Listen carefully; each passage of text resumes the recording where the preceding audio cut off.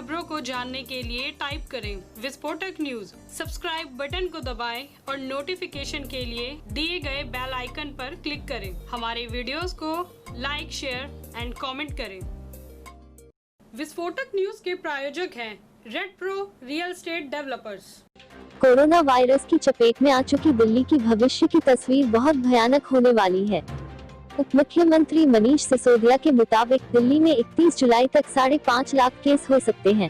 15 जून तक 44,000 केसेस होंगे और करीब 6,600 बेड्स की आवश्यकता होगी। 30 जून तक 1 लाख केसेस पहुंच जाएंगे और 15,000 बेड्स की आवश्यकता होगी। 15 जुलाई तक करीब 2.25 लाख केसेस हो जाएंगे और 33,000 बेड्स की आवश्यकता होगी और 31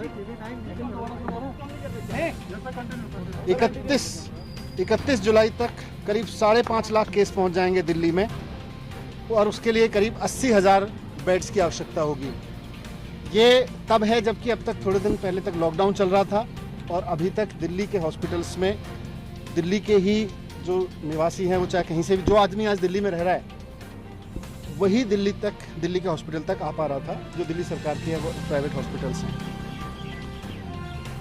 इसीलिए दिल्ली की कैबिनेट ने निर्णय लिया था कि अभी कुछ समय तक, जब तक कोविड की परेशानी है, आगे आने वाले समय में जब 15,000 बेड्स की आवश्यकता होगी, 33,000 बेड्स की आवश्यकता होगी, 80,000 बेड्स की आवश्यकता होगी जुलाई के एंड तक, तो इनको दिल्ली के जो आज लोग दिल्ली में रह रहे हैं उनके लिए ही मैनेज करके रिजर्व रखा जाए, उनके लिए ही सीमित रखा जाए।